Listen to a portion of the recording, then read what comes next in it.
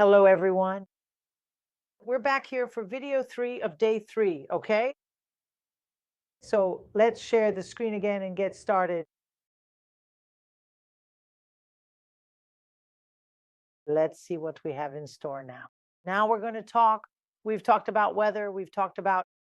Now we're going to talk a little bit about contrast, but just a little because, again, I say I will go deeper into this. So we can make a contrast with, on the other hand, for example, moving from advantage to disadvantage. We can also make a contrast with though. I will also explain this. I'll have a whole lesson just about contrast. But today we're only going to use though because the PDF I'm going to show only uses though. So we're going to use it to make a contrast with though, which would be more or less like even though. But we're going to make this contrast. We are required to make contrasts to show the other side, especially in the conclusion. We have to show, look, though it is currently raining, I'm going out. See, I'm showing both sides. Though it is raining, I'm going out. Remember that though is the only contrast word I can use in the middle and at the end. It is raining, I'm going out though. See? Or I'm going out though it is raining. In that case, there's no comma. There's no comma because the contrast works as a conjunction. But I'll go deeper into this, don't worry.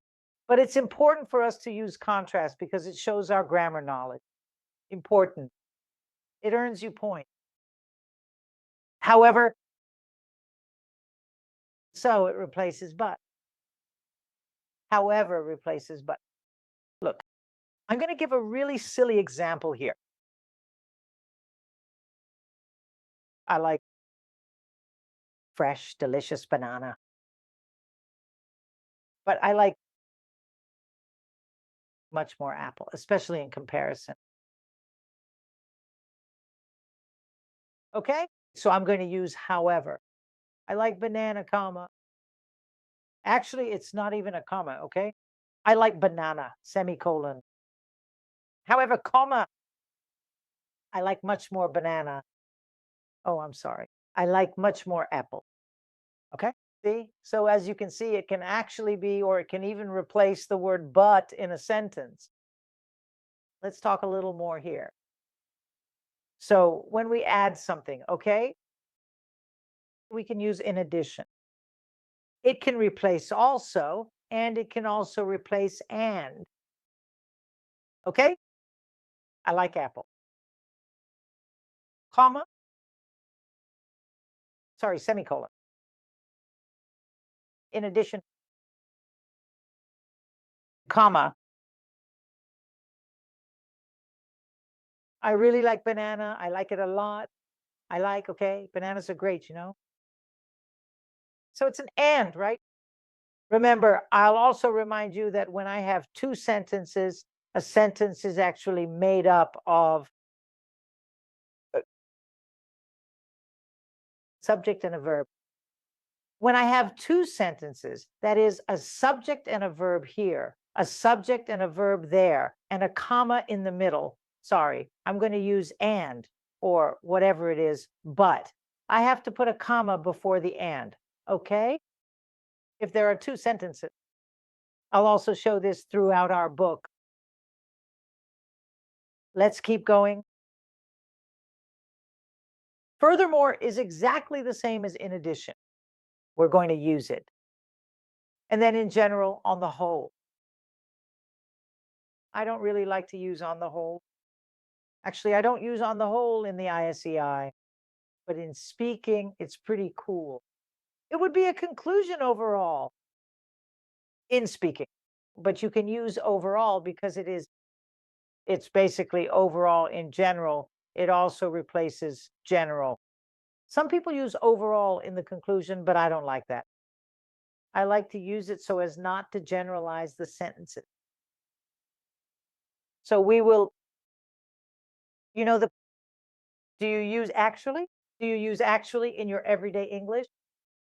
It's impactful. The word actually simply means in fact, and in fact is the same thing.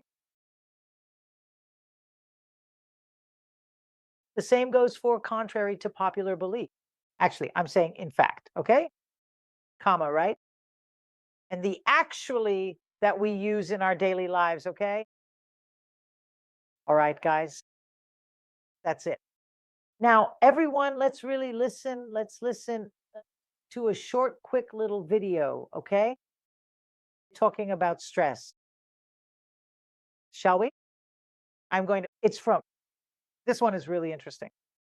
I'm going to hit play here and let's go. Stress can affect us in more ways than we might realize. It can even show up in physical ways like hair loss, which can be surprising and concerning. And of course, there are the very serious things that happen inside our bodies, such as developing high blood pressure, which is a significant health risk. These effects remind us that stress is not just something we feel emotionally, but it can also have real impacts on our physical health, both on the outside and inside. These are the very real reasons why we're always told to manage stress. And yes, we shouldn't take them lightly. Okay? But this is where the whole story takes a very interesting turn. There's a growing group of researchers who are starting to challenge this one-sided view. They're basically asking this radical question. What if we embrace the good along with the bad? So let's get into it. The key here is to stop thinking of stress as this single monster. Instead, we need to separate it into two totally different categories. So on one side, you have bad stress. That's the chronic long-term stuff that wears you down day after day. But on the other hand, you have good stress. Think of it as the little bumps in the road that we hit every day. A tight schedule, a tough conversation, maybe just getting stuck in traffic. Research is starting to suggest that we're built for this. We are naturally wired to handle these short bursts, to fight back and overcome them. So if we can handle these little stresses, what's the upside?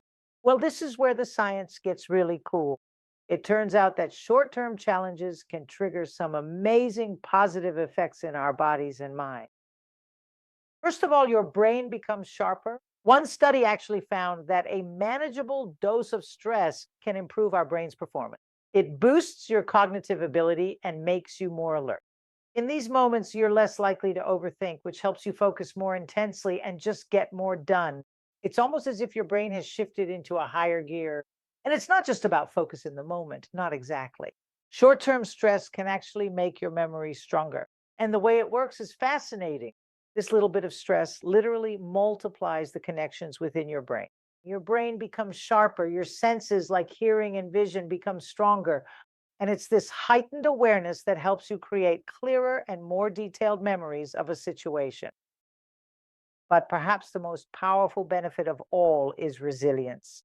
The whole idea is that small, manageable doses of stress act like a vaccine for your mind, preparing you for bigger challenges down the road. And there's an incredible study that illustrates exactly this idea. Okay, so this experiment from Stanford University shows exactly how this works. The researchers observed primates that faced and overcame these small bouts of stress when they were young. And what happened? They grew up fundamentally different. They were more emotionally stable, had much more self-control, and were far less troubled by new or stressful situations as adults. It's as if they had literally been vaccinated against future stress. And there's even more. Psychologists have found that a bit of that feeling of pressure can actually spark creativity. When people were facing a problem under short-term stress, they were able to come up with more unique and clever solutions. But, and this is a big but, there's a crucial catch. So here's the catch. While that stress might help you have a moment of brilliance, it doesn't necessarily help you carry out the plan.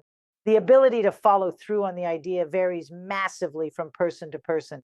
Think of it as a spark, not the whole fire. So what does this mean for you in your daily life? It means that maybe we can start to reframe these daily annoyances, not as enemies we have to destroy, but as small training opportunities for our minds. It's about recognizing the strength you already have. I love this phrase from the source material.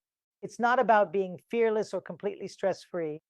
It's about reminding yourself, hey, we are built for this. Our bodies and our minds already have the tools to rise to the occasion and tackle these small daily challenges. And let's be clear about this. The goal is not to go out looking for more stress. No way. A life without it is still a dream. The real takeaway here is to change your perspective on the manageable stress that's already part of your life. See it not as an enemy, but as a chance to become a little tougher, a little stronger, and a lot more resilient. So the next time you feel that pressure building up over some small problem, an everyday issue, maybe, just maybe, you won't see it as just another stressor. Maybe you'll see it as a workout for your brain. Okay. So I included this little video mainly because we're going to do an IC about stress. And there they want to say that there is good stress and bad stress, right? So we're going to talk about good stress and bad stress. We're going to do the IC together. And I'm going to stop this video here again and move on to the next video right after because I don't like long videos. Okay? So I'll see you. And there we'll talk a little bit about stress itself. And in the next class, we'll make a transition. So see you in the next video.